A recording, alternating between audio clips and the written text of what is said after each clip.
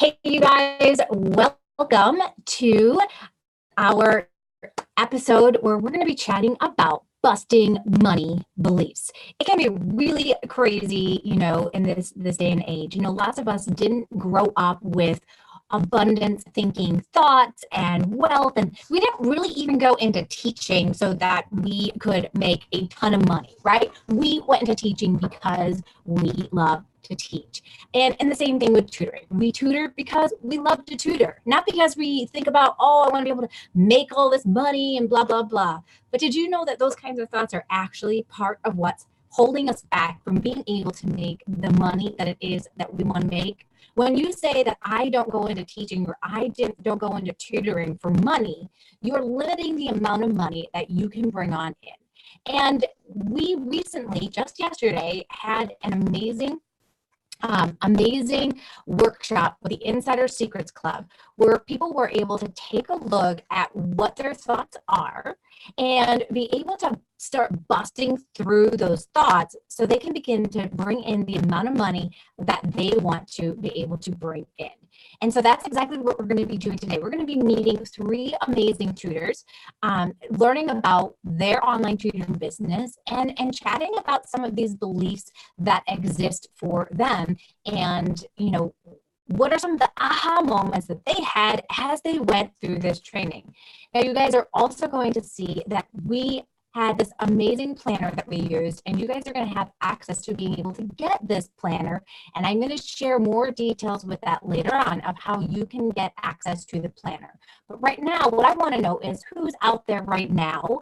Where are you guys? And what is it that you tutor? I want to be able to welcome each of you and say hello. So I'm going to check it on out here, getting it to upload on my phone so that I can come on in and personally welcome you guys. So as you come on in, again, tell us who you are, what you teach, and where you are from. And if you have noticed that you have any money beliefs that you kind of like grew up with, we'd love to hear what some of those beliefs are. I feel like the more that we can dive on into this, the better we can bust through some of these ideas that we have. So we are going to start with one of our newest members of our community. Her name is Ramona, and she also works with the kinds of kids that I like to work with as well. She likes to work with dyslexia students, and she's really, like, I'm not kidding you guys, she's really in the beginning stages. Like, she's just like setting up her website, getting all the pieces together, and doing an amazing job with really beginning to get her name out there with her online tutoring business. So help me welcome you guys, Ramona. Hey, Ramona. Hey, guys. So glad that you're here. Yeah. So Ramona, you were a classroom teacher many years ago, right? Special needs, self-contained. Yeah. Awesome. So tell us more about your teaching experience that you had before you came into this industry. Initially started in a residential setting for girls with emotional behavioral disabilities. Had a small classroom there. It was more dealing with behaviors than teaching, but still was able to teach some. Then I went into the public school setting, where I worked sometimes in the classrooms and sometimes my own self-contained room. So my students were integrated into the regular classroom, and we had assistants that would go into the classroom with them to help them with any work support they needed. And then they would come to me for any particular assistance that they needed. And yeah, I decided to leave that to relocate. I'd probably still be there.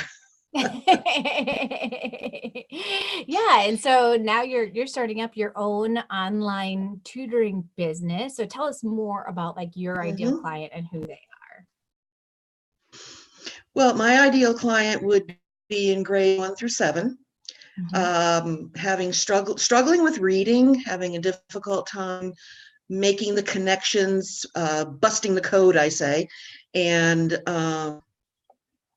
needing that oomph support so that they can become more fluent readers and feel better about themselves. I'm more interested in that than having students struggling and having their self-esteem go down the drain. Oh my gosh, yeah. Because Yeah, reading affects just yeah. everything, So doesn't that's it? kind of my goal. Yeah. It does. It does. Well, And it's just awesome. amazing where you can go when you read. Yeah. There's no limits. Yeah. And you've been in our community now for like a couple of weeks. Yep, I know. Best decision I ever made. Yeah, I'm sure like 2 weeks ago, like the last thing that Ramona ever thought was like, oh, in 2 weeks, I'm going to be on Joanne's YouTube channel and talking about Never in a million years. So yeah, so you joined us yesterday and you started like uncovering some of the money thoughts that you had, kind of growing up. What were some of the thoughts that you had discovered from early on in your life?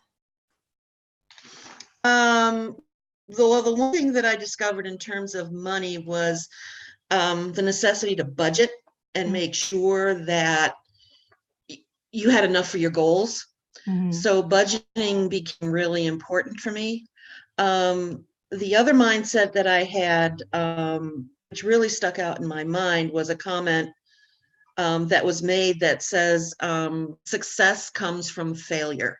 And I hadn't heard it before, believe it or not, but it really resonated with me. And yeah, it did a little changing to the mindset. So I'm slowly moving over from the stagnant to the abundance. Yeah. And I'm going to make it work. That is awesome. I love it. Yeah, we were talking about like, because a lot of us have a fear of failure, don't we? But we all know that as teachers, like we kind of get this, that in order to really understand something deeply, you need to make mistakes. So it's not necessarily failure, right? It's just a different way of wording it. You need to make mistakes in order to really figure things out. And this happens to me whenever I learn like a new jazzercise routine. I like watch the video, then I look at the notes, and then I try to see if I can do it on my own with the music first try, right? Like all on my own, like after that tiny little bit of time. I never am able to do it perfectly, but I'm able to start saying, oh, where did I mess up? I know I goofed up there. I'm going to have to watch the video again, or I'm going to have to look at the notes again. And then I do that and I fix and I like fix it up. And then bam, it's like, I know it. So I had to go through that failure process to learn how to do that routine. And it's very similar inside of our business. We need to have these small little failures in order to have our big successes. And a lot of times we think that failure is like this like taboo thing. Like, what if I try and I fail? There are going to be a lot of failing moments. There are going to be a lot of failing moments, and we just have to be open to continuing to learn so that we can get better and better and better. Yeah.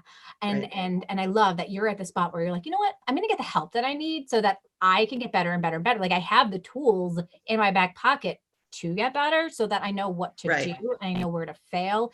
I know where I can succeed. I know where I can get help. And it's so awesome. What are some negative thoughts about money that you heard yesterday during our workshop that stuck out to you? People were talking about not having enough money, not being satisfied with what they have. Let's see. That was the one thing that really stuck out in my mind, was that most people feel they don't have enough. Yeah. You kind of have to define for yourself what enough is. Yeah. And then when you reach it, then you've got enough. It's like a lot of people live up to or down to their means. Right. So if you don't have high expectations of yourself, you're not going to achieve those goals. Right. Right. And we did talk about like, so what are our goals? Are our goals just so that I can make enough money so I can stay home? I mean, in the beginning, I'll be honest, like that was my goal. My goal was I want to be able to replace my income. I want to be able to replace my income so that I can stay home with my kids and be a stay-at-home mom. Like that was my big goal. Like, and if I could do that, I was like, that would be awesome, because it means I don't have to go back into the school system. Yay. And like, that was enough to like motivate me and energize me. But since then, I have realized all of the amazing, great things that I can do in the world if I have more money, which I'm not able to do if I don't have more money. And it's not a love of money. It is just understanding that abundance is there for all of us. And, you know, there's that phrase, why not me? Why not me? Right? A lot of us think like, why me? Like, who am I deserve this, or that kind of stuff, right? And we like kind of talk it down, but why not you? Why not me? Why not us? Right? Right. Right. Yeah. So what are your Absolutely. thoughts about like tutors who try to like bring their prices really, really low to be able to get clients? I'm going to make an analogy with another business that I was in. I used to be a third-party online seller through Amazon. Mhm. And a lot of people had access to the same products. And what we called it was the race to the bottom. What would happen is two people would have the same product up, you know, one priced at $10, one priced at $9.99, just to beat everybody out. It's almost the same thing with this. When you lower your rates, you're lowering people's opinion of yourself, people's opinion of you. If you're charging such low rates while everybody charging such high rates, or why are you charging such a low rate? Are you not enough? Are you not, you know, do you not have the skills to be worth that for me? Mhm. So we have to look at more or less how the family and how the two T's will perceive you. And perception is very critical. Mhm. Yeah, because not And then everybody's able looking to, for the you cheapest know, tutor. excuse me? Not everybody is looking for the cheapest tutor. They're looking for the tutor that's going to be able to help them get the results they need. Exactly. Exactly. Yep. If you can They want the best communicate fit. that, yeah, if you can Mm-hmm. communicate that, that is going to be really, really pivotal for your success overall, and Mm-hmm. their success as well. Yeah. Mm-hmm. This is why Yep. I don't really like to play on some of those sites. Absolutely. I don't like to play on like the Wisant, the tutors.com. I just don't want to play there, and I don't need to anymore. So I am in a very different position than many people. But in the beginning, sometimes we need to play there so that we can get a couple of students in the door while we're putting the pieces into place.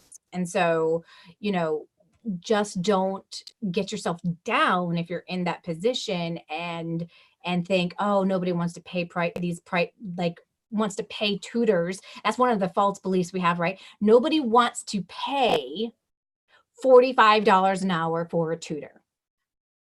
Well, that's not true.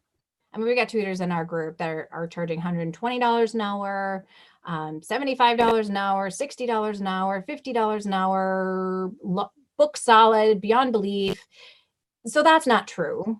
It's a lot of times it comes down to you guys being visible and people knowing who you are. It's not that you're not good enough as a tutor. It's that nobody knows that you tutor. You know, and so it all comes down to like, we need to find ways to be able to get ourselves out there. And so if we can hack that limiting belief and we can bust it and we can be like, okay, that's not true. We almost say, okay, people don't want to pay that much for tutoring. Let's flip it. People want to pay that much for tutoring because they want their child to succeed. Mm-hmm. Like, do they want to spend more time with a tutor or less time with the tutor? You know, it's totally up to, you know, each person as an cheaper doesn't mean that it's going to be cheaper. A lot of people think, oh, if I pay only $20 an hour for tutoring, that's going to be cheaper. But they don't think about the long haul. Somebody who's charging $20 an hour probably is going to take longer to close a gap or help in the specific areas you need help. And so it could take them 10 times longer to close the gap. So you've invested even more money with a not so good tutor at the end of the day, right? So price is an hourly rate is much different than the total rate that it's actually going to cost. So you guys, we also have with us today Elizabeth. But before I introduce Elizabeth, I want to say hello to all of your goals. I'll say all of your goals. We got Jean Harville in the house, you guys. I love this phrase that she said. She said, chase your failures. Woo! Chase your failures. That's an awesome one. Go for it. Have you ever heard anybody like say that? Like, come on, you guys. You know what? Because your next failure is getting you closer to your next success, right? And so the more we fail, the more you have the opportunity to succeed. I always tell my kids this, even in soccer. So I got 2 girls in soccer, and sometimes it's a matter of like, just try to kick it in a goal, right? Like, stop overthinking it. The more times you try kicking it into the goal, you are going to eventually get it into the goal. So just keep trying. And so like, that's always been like my belief in like life now. It's like, look, the more kicks you take, the more successes you're going to get. So keep at it and keep doing it. You got this. That's right. Let's chase our failures so we can get closer to our dreams. All right. I finished it. We can do like a combo on that. Maybe we should, I don't know, maybe we should license that or something. What do you think? I love it. So we've got Kathy in the house. Woo, woo. Hey, Kathy, Raja. Wonderful having you. Fernando is here. Woo, woo. And he's a physics tutor. He is currently in Lima, Peru. Sometimes he's in Texas. Sometimes, he's in lots of different places. And we've got Elaine here. Welcome, Elaine. So glad that you are here. And we've got Juliet. So glad you are here as well. Awesome. And so we also have in the house today, Elizabeth, my right-hand woman. She is been helping as my virtual assistant, but she also runs a online Spanish tutoring business where she's helping younger kids learn how to be bilingual and speak 2 languages. So she's helping them with learning, from the beginning all the way up to getting more confident with speaking in sentences and having fun with learning Spanish, right, Elizabeth? Yes, yeah, that's my goal is always to show kids how to be bilingual, but also to show them that it can be fun to learn another language and just to foster that early bilingualism, because I truly believe that, the earlier the kid can start, the better. I mean, you can always learn another language anytime, but it's been so pivotal in my own story to learn at an early age. So anyway.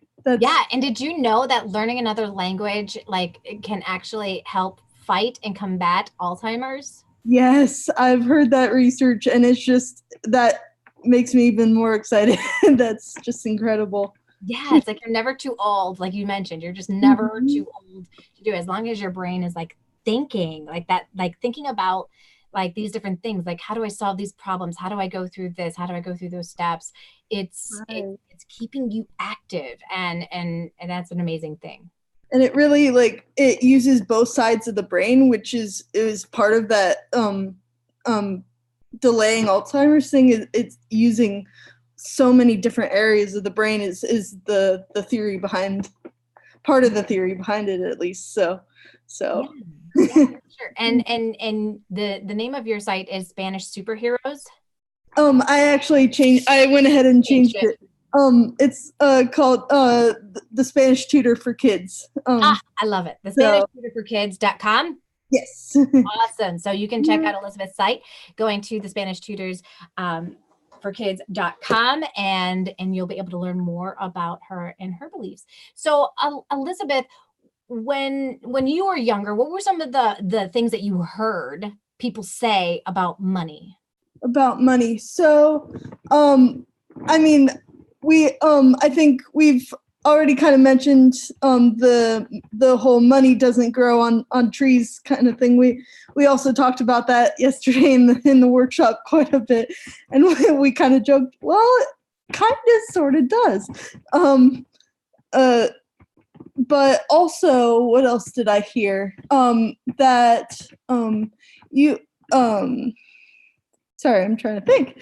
That you just have to be really careful with your, like, I've had several instances where I've actually experienced going into getting into trouble with my money throughout my life. And so I have to, I've had to be really careful with that. So that's been part of my experience as well. And so I think that's been kind of ingrained in me is like kind of this fear of losing money, if that makes any sense. Oh, it's so, and I think that almost everybody, I can't say everybody, I think almost everybody who's either listening right now or on the call with us right now has experienced that, where you've made a mistake with money, or you've kind of fallen into a little bit more debt than you wanted to, or like you didn't know your exact financial status currently. I think everybody has kind of fallen on into that, making bad decisions, bad choices, been misled with their money, or I mean, we've talked about it in the past, like you wanted to do like the Google ads and try to be able to get found that way, and it just drained money down, right? Don't do it. Please don't do it. Sorry, that's just my that fear. So if I spend money now, yes, I could have that same experience, right? Because now we're taking our past failures and we're applying them to our future. Absolutely. So we're taking our past failures, reliving it into our future, instead of realizing that I need to leave my past failures here and I need to move forward into the future. Absolutely. Like my past does not determine my future unless I allow it to. And how many of us allow it to? Yes, absolutely. Every time I have to make a purchasing decision, no matter how small it is, whether it's just, $5 a month or something like that, those fears in the back of my head say, what if all of a sudden I can't afford this in the future, or what if this causes me to get into trouble again, that kind of thing. So yes, we definitely have to learn how to we still have to be responsible, but we definitely have to, within reason, let ourselves put those mistakes to rest and learn how to move forward from there. That's a big piece of it, isn't it? It is the learning process. And this is all learning process. You're probably going to, like all of you guys out there, you're probably going to invest in some things for your business and be like, I don't think that was the best, decision. Right. Oh, well, you leave it at a learning situation and you move on from there. It just, you never know what's going to work, but when you know what starts to work, you continue to do those things. And unfortunately, sometimes some of those mistakes do take money in order to figure them out. Like I had one person one time who said that they would put me on like it was these homework folders. They contacted me. I didn't contact them. I now have a new policy. If I don't contact you, I'm not moving forward with anything you sell me on the phone. Yes. But I asked them to send me a copy of the actual folder because it said they were going to put my business information on there. And I didn't get any calls for the entire year from that. And I thought that was really weird because any kind of advertising I've done, I've always gotten like one person at least who's moved forward. Like here, I'm in front of like 300, 400 of my ideal clients and not one is moving forward. And I spent $300 on that ad. And I was like, never again will I do something like that. So you guys, if you have the folder people call you and say, we'll only put one tutor on there and it will be you. Do not listen to them. We all make these kinds of like money mistakes, but you can't allow that to be like, well, advertising is a bad thing. I can't advertise my services or I can't market my services. A lot of times we like to find ways that are a little bit more organic so that we're not wasting so much money in the beginning. But sometimes we need to experience some of those failures or mistakes so that we can move forward. Absolutely. What were some of the other ahas that you had as you kind of went through the planner yesterday and the call with other tutors? What are some other ahas that you had? Yeah, so I really just learned that I'm not alone in this whole money kind of mindset thing, which was huge for me, because I think sometimes, especially with money, you kind of isolate yourself. Like you're it's kind of, at least for me, I get into this whole shame thing. I don't want to share it with other people. And so that was good for me, just to be able to talk about it with other people, kind of work through like, okay, what are my mindset issues around money? And then also I realized that what was the other main thing? To be able to really move forward in my business, I really have to kind of dream bigger, which was really neat. Still, keeping in mind my keeping the main thing, but I really have to allow I think sometimes I try to keep myself small, to not allow myself to fail. Yeah. But I have to allow myself to dream a little bit bigger so that I can grow. So that was huge for me, because we did like this kind of activity where we kind of put our vision board together, and that was huge for me. So And it's interesting. I was sharing with the folks that are on right now that when we went to Cape Coral, I had them do a similar, thing, and 3 of the people, their dream big things came true like within like a month. It was like incredible, like wow, like I wasn't expecting everybody to be like boom, like there it is, like instantly manifested. It was so cool. And so one person wanted to get on national TV, and she got on TV. Another one wanted to book her business completely solid. She booked her business completely solid within that month. And then the other person wanted to start writing a book and be known as a best-selling author. And she's already started, she's halfway through writing her book now. So it's like every single one like of those people that were there, they started doing that. And the same thing's going to happen for you guys too. If you continue to think big, then you can manifest those things, and you don't have to think, oh, but I don't have the money to. Leave that out of it. Money is just a piece that will all come together when all of your dreams come true. Like money just kind of goes along for the ride, and it makes it all possible. And so if we have negative thoughts about the thing that's going to make some of these things possible, we almost make it not possible, right? And that's something that we talked about. Sorry, I didn't mean to interrupt. I was just gonna say, so that's something that we talked about both in the workshop and before as well, is that, if we don't think something is possible, we both won't allow it to happen, but we also won't take the action that's necessary to make it happen. And so that's just been so pivotal for me in my own business, both with money and with so many other things, is that, I have to believe it's possible for myself to take the action to make it happen. So it is almost like that downward spiral, isn't it? Absolutely. One thing feeds into another, which feeds into another. And so instead of a downward spiral, let's think of an upward spiral. Exactly.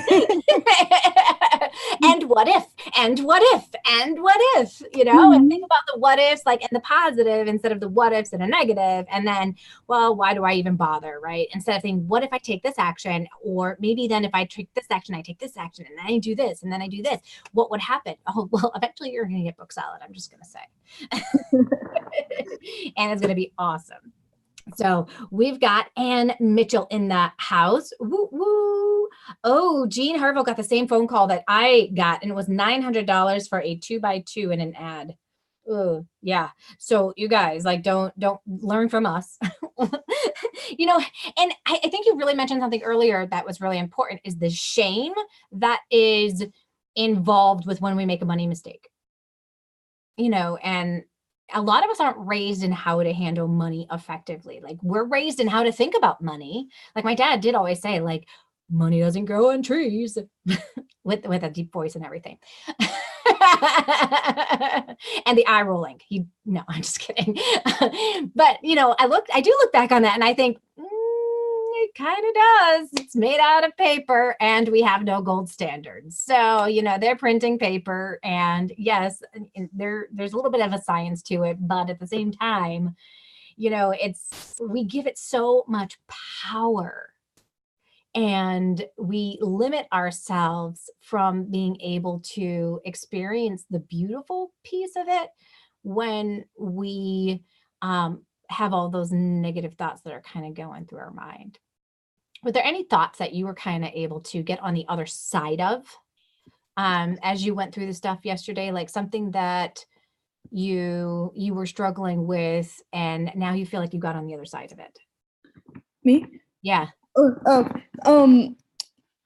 So this has been something that, has been kind of a battle for me since the beginning, but I think I'm starting to finally conquer it, which is super exciting. The idea, we talked about this a lot, that you're not worth what you charge. And this has just been pivotal for me in my business. And I think through the work that we did yesterday in the workshop, I'm really just starting to kind of conquer that belief, and that's really exciting. Yeah. And also just the idea that if you know what you know, and you know that you can be confident enough to charge that for your services. Like if you know that you're worth what you charge and all of that, then you can where was I going with that? Anyway, You could charge it. Yeah.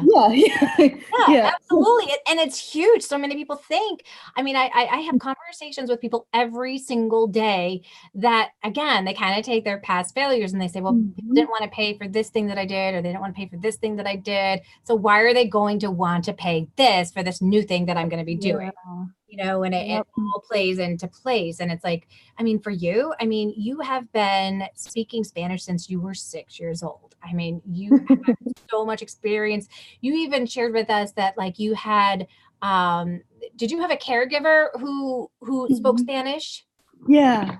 So I had an au pair who spoke Spanish. Before I even really started speaking English, she would speak in Spanish to me when I was a baby, and so just kind of having that background and learning those sounds from when I was very little. When I did start finally learning Spanish in school, in those kindergarten, first grade years, just having that background, I think, was super, super helpful. So it does. And babies' brains, that's they actually catch on to all of that stuff so much quicker than us adults. So she was actually programming your mind for all the sounds of language and all of that great stuff.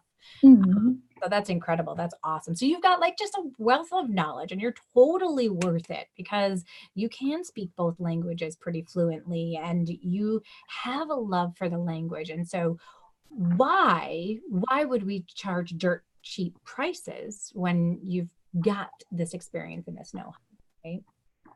Right. Yeah. And that's something I really had to overcome for sure. And I think I'm finally getting there, which is super exciting. Yeah. So, yeah. You guys, I want to know if you have any limiting beliefs about money, any thoughts that you've had that go through your mind as you think about your online tutoring business, where you want it to be, where you think it's going to be. Do you have any negative thoughts that pop up into your head, or even ones that you have worked past? Do you have any thoughts that, you've worked past them and you can see on the other side of it? Share them with us, because I think there's lots of people out there that can benefit from knowing what are the thoughts that other tutors have, because when we have them, we'll be like, oh, well, that's a normal thought that some tutors have, but I'm choosing not to believe it. When we can acknowledge it, that moves us to the next step where we can actually do something about it. If we don't acknowledge it, we can't do anything about it at all. Well, you guys, we also have here with us today Margarita, and she is in Spain. She teaches AP Spanish to kids that want to be able to take the AP exam, and she is an amazing woman that you all seriously need to get to know. Hey, Margarita. Hello there. I'm so glad you joined us today. Thank you. Likewise. How's the weather in Spain today? Wonderful and sunny, warm. Look at her window. You can see it. There's no Yeah. rain in Spain today. No rain in Spain on the plane today. So, Margarita, tell us more about your online tutoring business. Right. So I teach, as you said, AP Spanish, and I prepare students for that exam. I also teach English and ESL. But my business basically is about empowering and building those muscles of all those skills that are required to be an effective user of the Spanish language at that level. Because these people are not only going for a 5 to get credits for college, but they will have to know how to build and solid arguments in the 4 skills: writing, reading, listening, and speaking. And that goes beyond the exam, really. That is skills for life. Right. And in this kind of things, you don't only apply it to the exam, and it's going to reinforce their study skills further along the way at university. Mm-hmm. And for me, the fact that you are a non-native speaker in a language that you start at whatever age you start to do is, and as you go up the ladder, there at the beginning there's so many things that you cannot do, and later on you can. That is a really empowering and really fulfilling way to be, or a stage to achieve, really. Plus professionally opens many doors, and personally as well. I mean, you never know what is around the corner, that you might be selected for something just because you speak Spanish, like I was. I was employed because of my language skills. Yeah. And I was an international coordinator in a medical assistance company. And I talked to people all over the world. It was part of my job. And I also, taught in different settings. But what I mean is, what I want to show here is that it is worthwhile the time and the effort and the money that you put into it, because the results are going to be in the medium and long term. Yeah. Well, I think there's a statistic saying that there are going to be more like Spanish speaking people in the US in so many years. That, I mean, there are just so many Spanish speakers here, like that if you want to be able to communicate effectively with everyone, it makes sense that you learn more than one language. And here in the US, we take that for granted, and we aren't, building our skills as much as we ought to with speaking another language. And like every other country in the world, like speaks multiple languages. Sure, sometimes out of need, others because they really like it.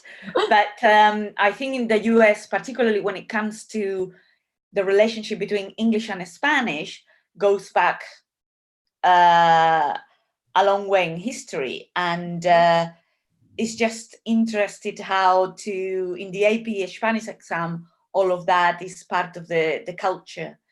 And it's a really, I fell in love with the format and how it really makes you reflect on things. And like I say, it's like reading. Yeah. When you read, you introduce the children to different worlds, and they learn values. They learn different perspectives that they take with them and change them from the inside out.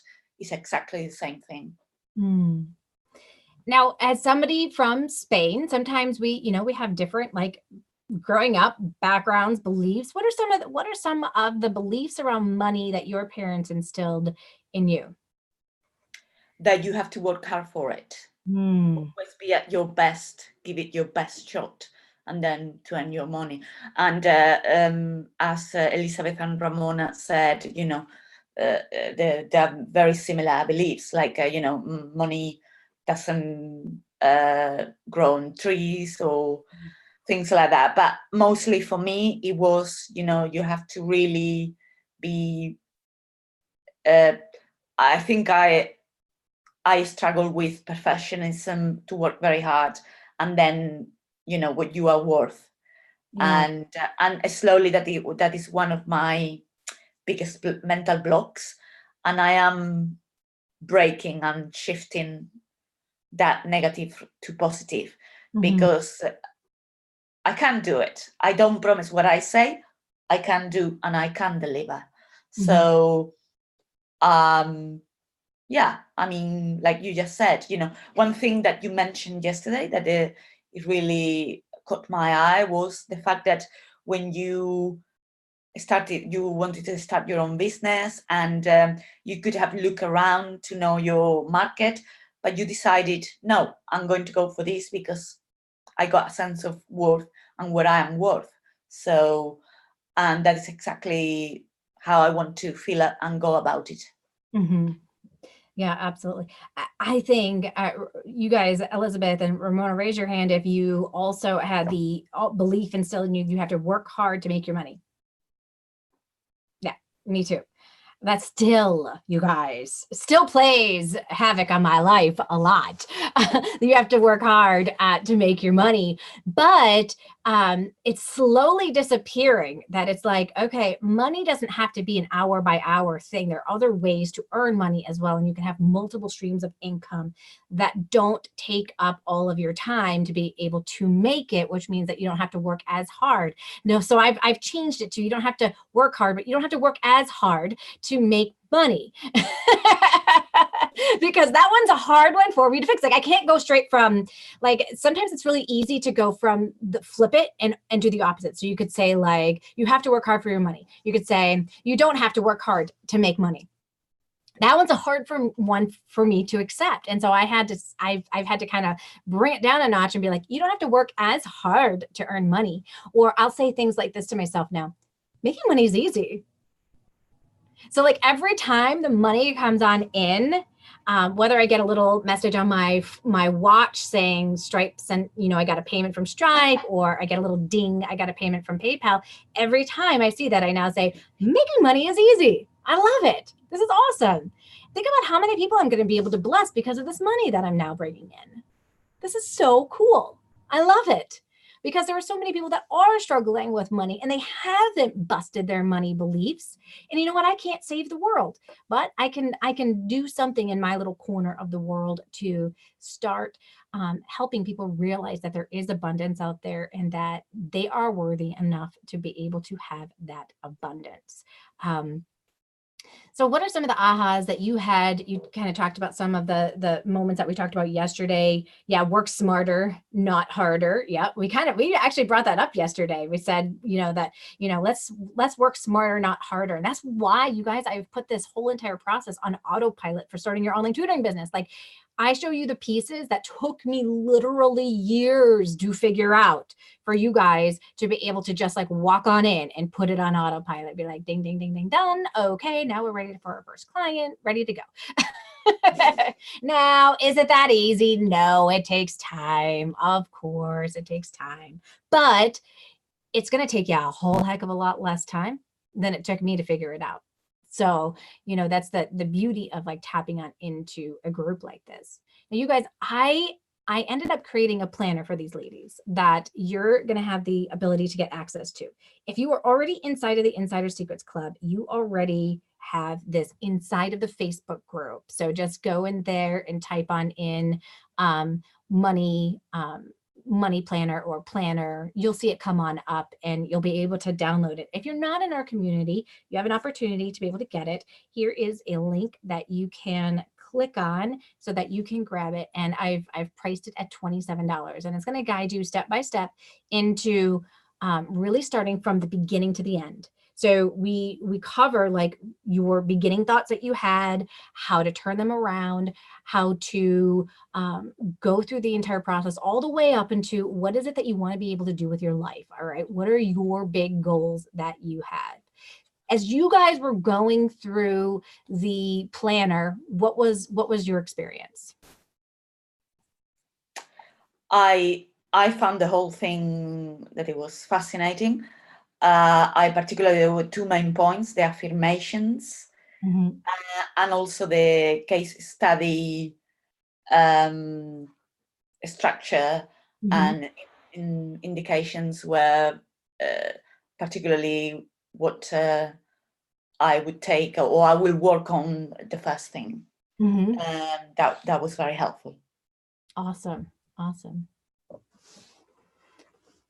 What about Ramona Elizabeth? What were your thoughts about the planner that people have access to? Elizabeth.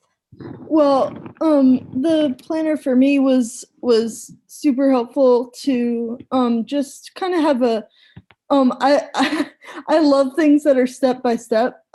You've probably learned this about me. The more step by step that something is, the better it is for me. And so the fact that it was okay, first to kind of debunk your money myths and kind of move past those, you need to do this, and then kind of work through this part, and then how about you think about this thing, and that was really helpful for me. So awesome. Yeah. It really did. It took you from the beginning to the end, and that's really the only way that we can really start debunking some of those myths that we have inside of our, in the recesses of our mind. I mean, some of them go really, really deep, don't they? Yes. And so if we don't uncover that, we can't move past that.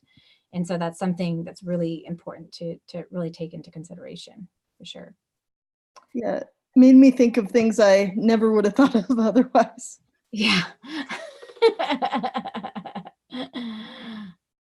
Yeah, one thing that stood out to me was, I believe it was a comment that made about stop focusing on perfectionism, because that really holds you back. And I know it holds me back all the time.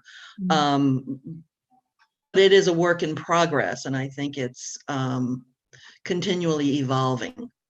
So you're never really going to reach perfection. It's always just going to be the best you can at that particular moment in time. Right. And those are one of the things that really stuck out to me.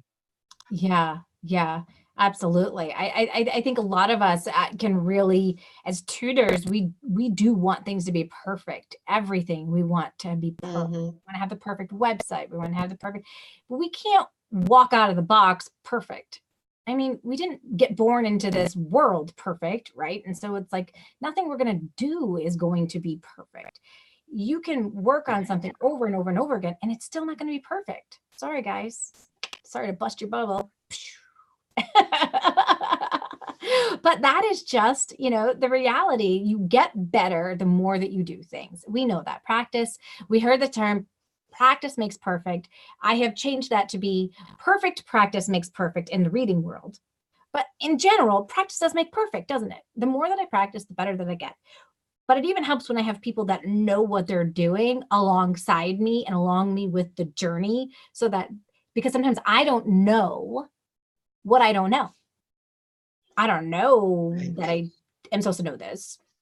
So how can I even go above and beyond that if I don't know it? Absolutely.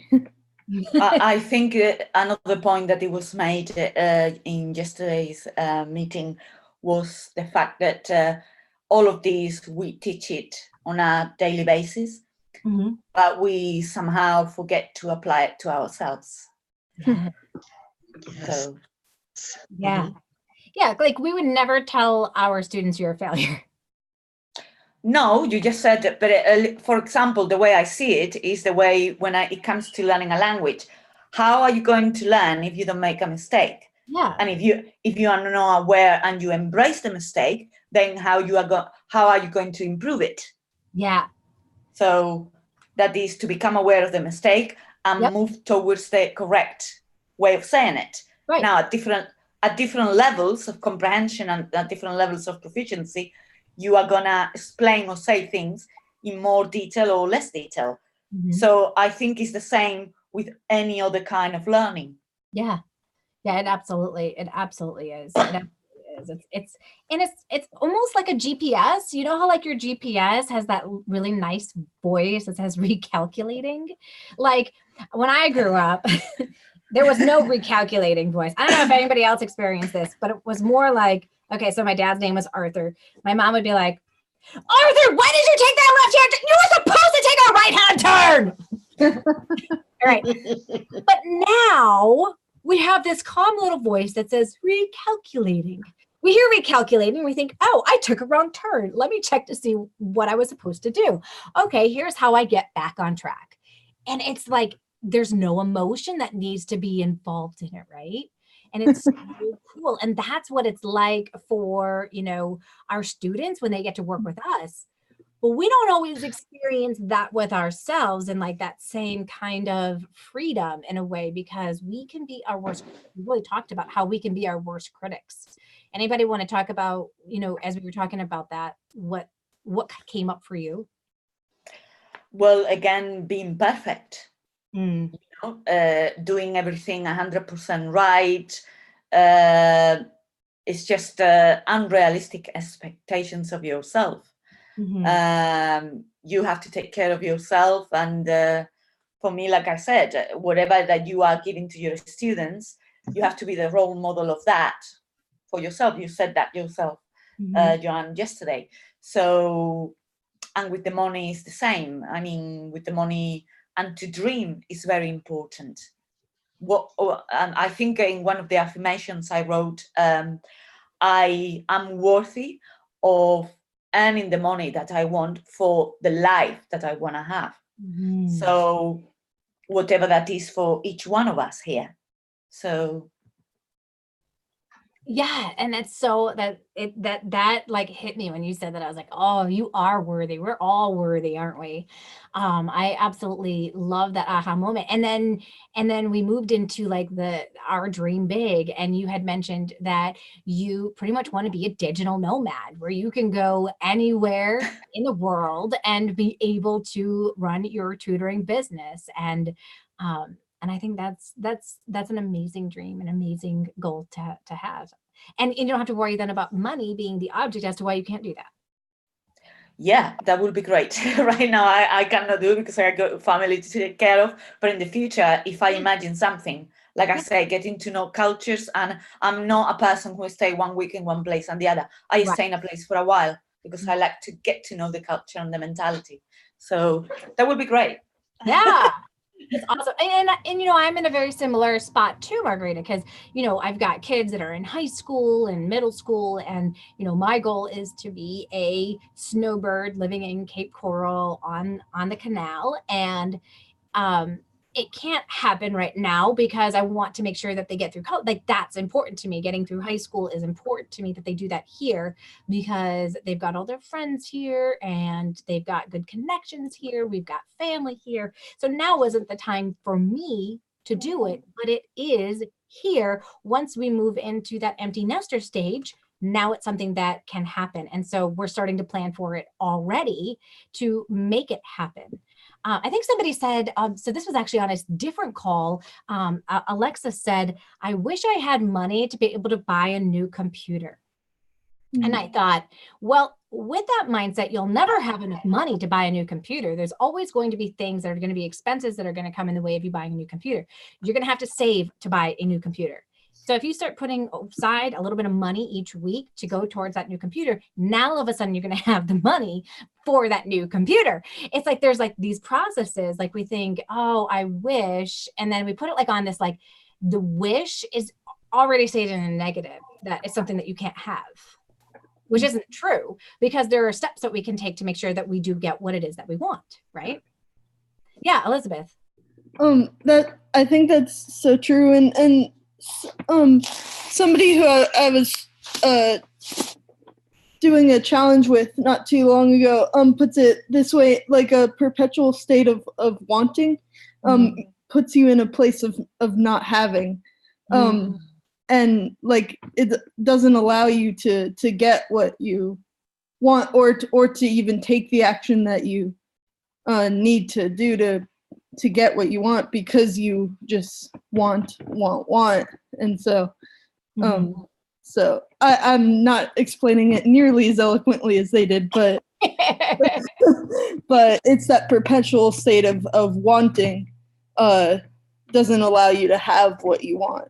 Yeah, sometimes, doesn't it? Sometimes. And then there are some times where like you look at like you sort of have to evaluate value and what you value. Like we're kind of talking about yesterday, like we keep seeing these really god awful ugly shoes at this one store we shop at. They are I kid you not, you guys, they are taxi cab flats. They are these shoes that are they look like a taxi cab. And I'm like, why would anyone want these? But like, then you flip it over and you look at the price. It's like $600 for these shoes. I'm like, okay, well, I think they're absolutely awful, but like, you would really have to like think about and value, do I value these shoes enough to pay the $600? Now, for me, the answer would be no. I mean, I can't even see one outfit going well with the shoes. Right? But you get to come to that decision. It doesn't have to be about the money. I'd be like, I don't value this enough to pay that. Even if I had enough money for it, we can start changing our thoughts. When we see a price tag, be like, I don't value it enough to buy that. It's not about the money. It's I don't value it enough, right? Which is very different than I don't have the money for it. And it's actually even a little bit closer to the truth, isn't it? Like we use that as our excuse all the time. Oh yeah, I can't afford that. But that doesn't make sense. So like this past weekend, we had homecoming with the girls. And whenever there's any expenses, like Anna, who's our exchange student, she pays for it with her own money. And so like if she buys clothes or she buys stuff for herself, she uses her credit card. And if we go out to eat, I pay for it, but if she buys something for herself, then she pays for it. Makes sense. So we were buying nails, the press-on nails, and she looked at it and she's like, oh, I can't afford it. I said, that's not true. I said like if you valued it enough, you would be able to afford it. You'd be able to buy it because she has a credit card. Her parents are just putting money on her credit card. Now, her parents could have stopped her. It could be true, but there's more to the story. That actually happened to be a buy two, get one free. And I was buying two already for my kids. So I'm like, oh, well, look at that. We're going to get it for free. So we might as well buy you a pair. So we got it for free. She got the nails. But the next day she goes shopping with a friend and she had spent over $200. So like, okay, so it comes down to like these $7 pair of nails. It had nothing to do with, do I have the money to pay for it? It was more of a, I don't value it enough to pay that for it. Make sense? Mm-hmm. And we kind of all have that, that mentality when it comes to money. We say, oh, I can't afford it. But most of the time it's that I don't value it for that amount of money. Not saying all the time, but it helps us to really reset our brain and make some decisions. There was a training I wanted to do. It was going to cost $3,000 to do this training. And I thought, you know what? I feel like in this particular thing I would get training in, I already own $2,500 of knowledge of what they're going to share with me. So do I want to pay $3,000 for that extra maybe $500 worth of information I don't have? And I was like, not at this time. I'll wait until another time or another offer comes by that fits what I feel is going to be a better fit. So, we can analyze it and not blame it on the money as to why we can't afford things. You can always make more money. That's the coolest part. Yay, we can always make more money. So I want you saying that we can always make more money, especially since like we work with our students one-on-one, right? Like there's more money that's constantly coming on in, which is a beautiful thing for all of us. So I am so glad. So Anne said, what does it mean when you don't want to spend money? What does it mean when you don't want to spend money? I think it comes down to, I don't want to spend money.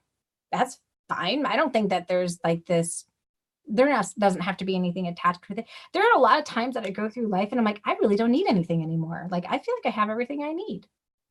Yet I'm still spending money sometimes. But it's like, I kind of feel like I have everything I need. Like I don't have like big desires and wants. So now I can start saving for some of those big dreams that I have and put aside for that, for some of those big dreams that I have. But I don't think it necessarily needs to mean anything if you don't want to spend the money that you do have. But we did talk about yesterday of stepping outside of our comfort zone with money, and also being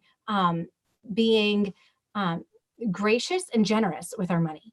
That, look, money is not something that I should be like holding on to, hoarding. Like, I'm not all about that. We talked about, Scrooge, like holding on to all the money that you possibly can. Like, money isn't meant to be like that. It's energy. And so it's meant to be constantly flowing in and out and all of that great stuff. And so if you don't want to spend money, that's okay. But think about, how can I earn money so that I can give money then? Like, think about it differently. Like, okay, I don't need money for me, but what are all the great, amazing things that I can do in this world if I had more money? What are issues and causes that are important to you? Because I think a lot of times we just think, oh, I just want to be able to pay for my finances. Right? And we don't think about, what can I do to really make an impact on the world? It isn't just about me. It's about what I've been placed here to do. And when we can get beyond ourselves to think in that kind of a way with money, I think sometimes it becomes a little bit easier to earn more money, because we're like, okay, I'm not just earning the money for myself anymore. I'm earning money to help kids get more books in their homes. I'm earning more money to help out with the things at my church. I'm earning more money so that they can have water in Africa. You know what I mean? Like clean water in certain areas where they don't have clean water, and get medicine for people who need medicine so they can live healthier lives. When we can think beyond ourselves about what we can do with money, it all of a sudden takes on a whole different form and meaning for us. So if you guys haven't had a chance to check out that planner, definitely check it on out. I think it will be really, really helpful for you. There's also a course that is coming on out where we're going to break up each of the steps that we went through with the planner, with videos and everything, guiding you guys through the entire process. So stay tuned to learn more information about that. And thanks you guys for joining us today. If you guys have liked this, I've got my fancy pillow here. Like us. Like the video. There's a new pillow coming on out in a couple of weeks. You're gonna have to check that one out. But I'm not spilling the deets on that yet. So next week there will be no live call, but we will continue doing a YouTube live the following week. I'm going to be in New Orleans next week, you guys, with six other amazing online reading tutors. So this is just for online reading tutors. We're going to be going to the International Literacy Association conference together, and lots of amazing things are going to be happening. So I am going to be diving deep on into that. So it'll be an exciting week, and I will see you guys after that. But you guys enjoy the rest of your day, and I will see all of you soon. Bye, everyone. Thank you. Bye. Bye.